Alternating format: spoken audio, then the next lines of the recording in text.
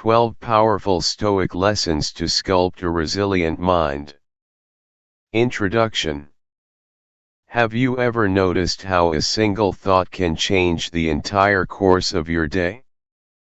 Perhaps you woke up and told yourself, "I'm already behind, today's ruined," and everything afterward seemed to spiral downward.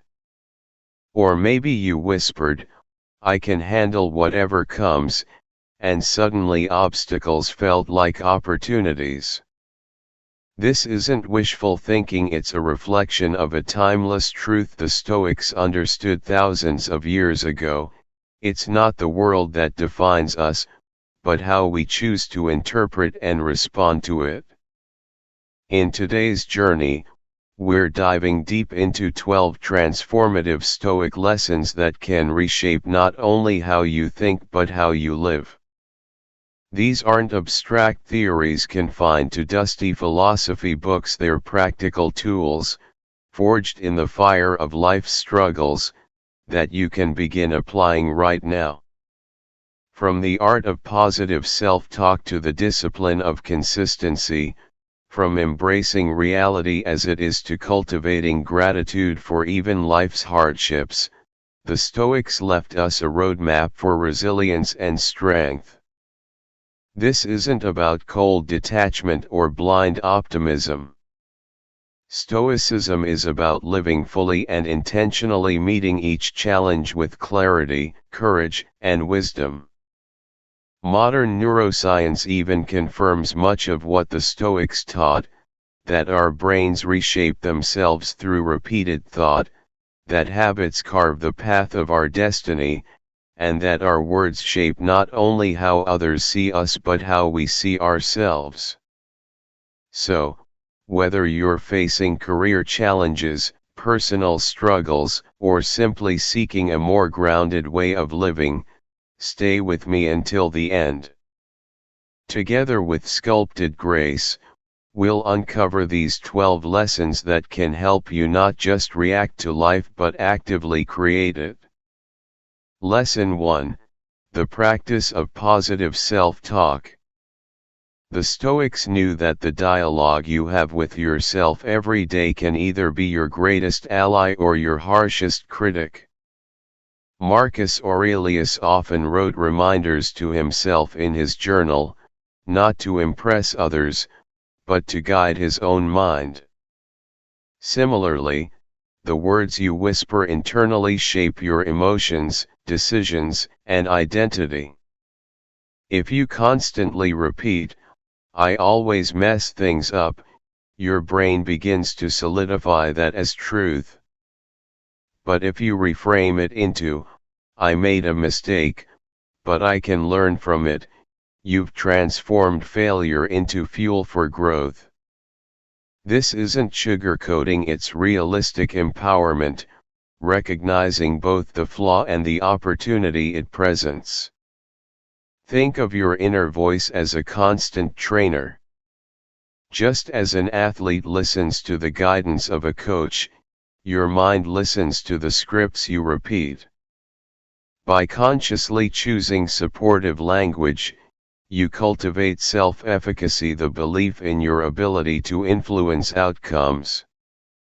For example, when facing a daunting project, replace "I can't handle this" with "This will challenge me, but I've faced tough things before." Over time, this mental reframing builds resilience. The Stoics often practiced journaling and reflection to strengthen their internal voice. Likewise, with daily awareness, you can train your thoughts into allies that lift you up rather than pull you down. Lesson 2: Emotional Alignment and Visualization. The Stoics emphasized harmony between reason and emotion. True contentment, they believed, arises not from outside circumstances but from inner alignment. Visualization becomes a powerful tool here. When you vividly imagine yourself handling challenges with calm composure, you're rehearsing virtue in advance. Modern neuroscience confirms this. Your brain often cannot distinguish between a vividly imagined event and a real one, meaning visualization activates the same neural pathways as real-life practice. Imagine preparing for a difficult conversation. Instead of fearing the worst, visualize yourself listening calmly, responding thoughtfully, and embodying patience. Pair this visualization with the emotions you wish to carry: confidence, peace, openness. By doing so, you condition both mind and heart to act in harmony when the moment arrives. The Stoics called this practicing in advance. Today, psychologists call it mental rehearsal. Either way, the message is clear: by training your mind before challenges arise, you set yourself up not just to survive difficulties but to thrive through them. Lesson 3: Acknowledge reality. Stoicism insists that freedom begins with seeing the world as it truly is, not as we wish it to be. This doesn't mean dwelling on the negative, but rather practicing clear-eyed realism.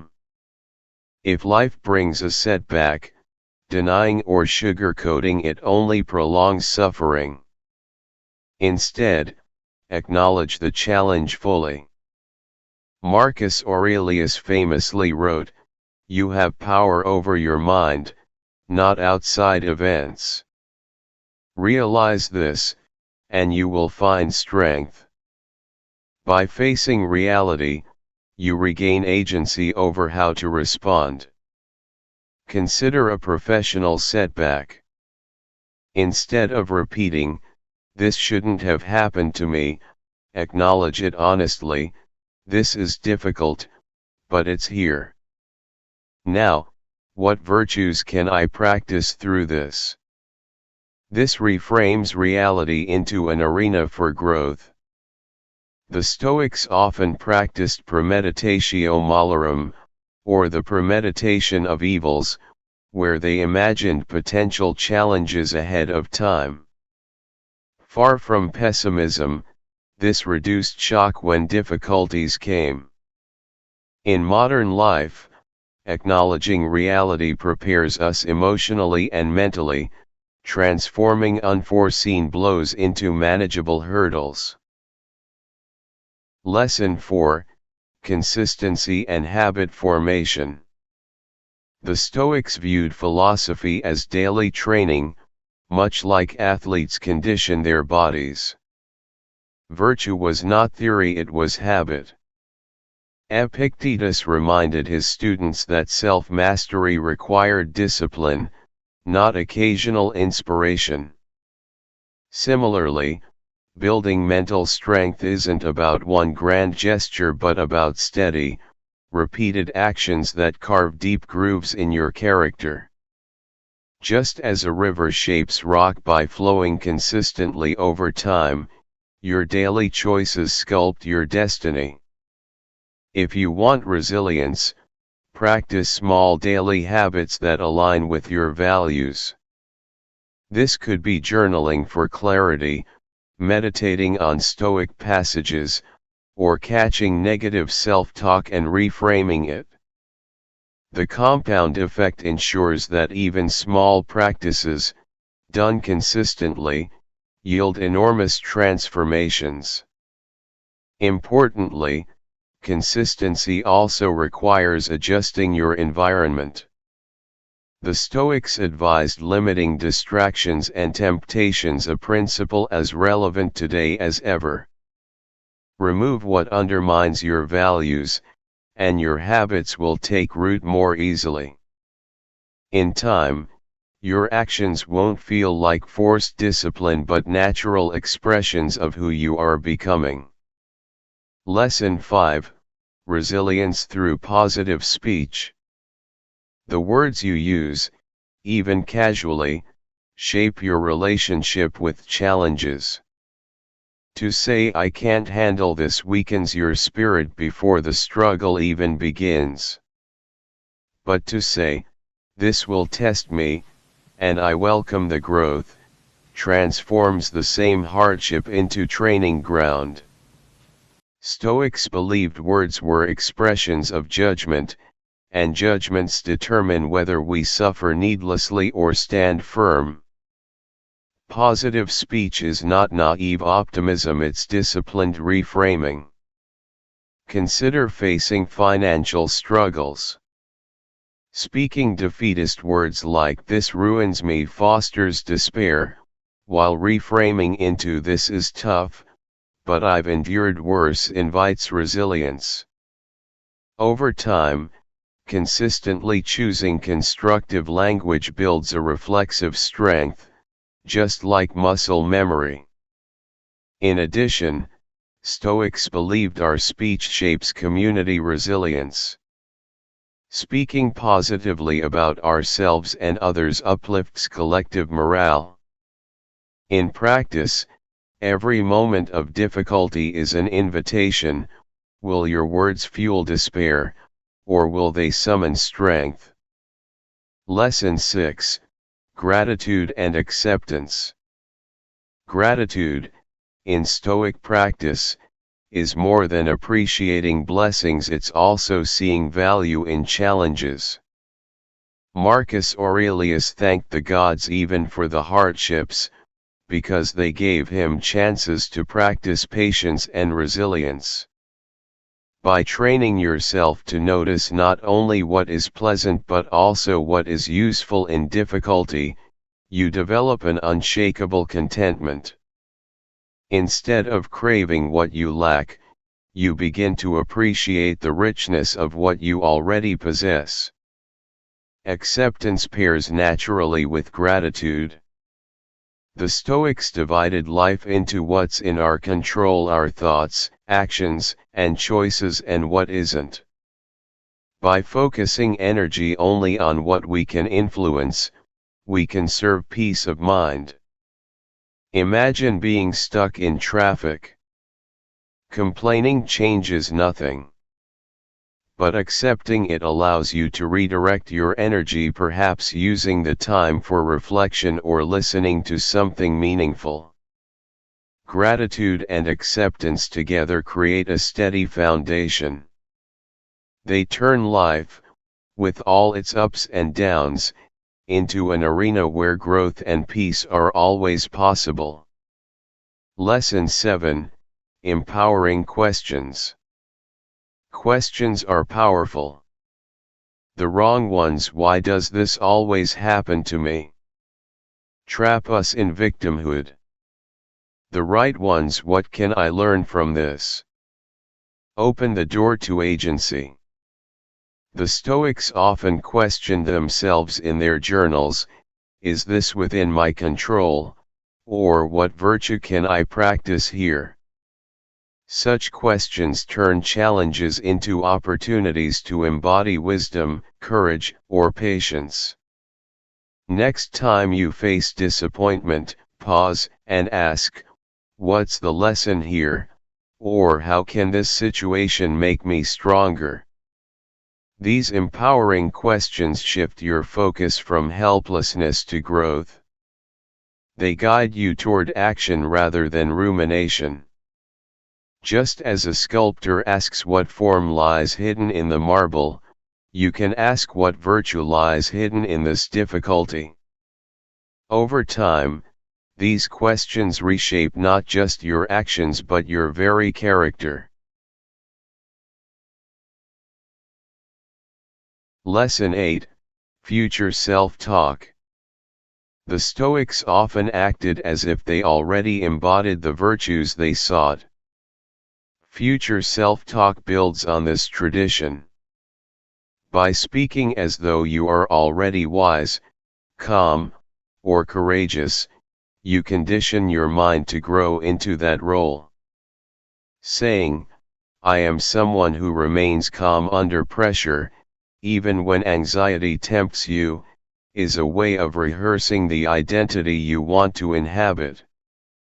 This isn't about pretending, it's about practice. Just as a trainee soldier drills before real battle, you train your mind for who you want to become. Over time, these statements stop feeling aspirational and begin feeling natural. Imagine journaling from the perspective of your future self. How would the calm, wise version of you handle today's challenges? This bridges the gap between who you are and who you're becoming, aligning today's actions with tomorrow's character. Lesson 9: The obstacle becomes the way. One of the most powerful Stoic lessons is that obstacles are not interruptions, they are the path itself. Marcus Aurelius wrote, "The impediment to action advances action. What stands in the way becomes the way." Instead of resisting difficulties, use them as tools for growth. Failure sharpens wisdom. Hardship strengthens endurance. For example, if your career path takes an unexpected setback, rather than lamenting lost progress, ask how this can train your adaptability or reveal hidden strengths. A personal story of many Stoic thinkers was turning exile, poverty, or illness into arenas for practicing virtue. By adopting this mindset, every obstacle ceases to be an enemy and instead becomes a teacher. Life stops being something happening to you and becomes something happening for you. Lesson 10: Premeditation of adversity. The Stoics prepared for life's blows by imagining them in advance. This practice, premeditatio malorum, the premeditation of evils, might sound bleak, but it was profoundly liberating. By contemplating loss, failure, or hardship before they arrived, Stoics reduced fear and built readiness. If you've already imagined yourself calm in the face of loss, the actual event will not shake you as deeply. In daily life, this could mean mentally rehearsing challenges before they happen, a difficult meeting, financial stress, or even illness. Instead of dwelling in anxiety, this practice allows you to enter situations with measured expectations and calm resolve.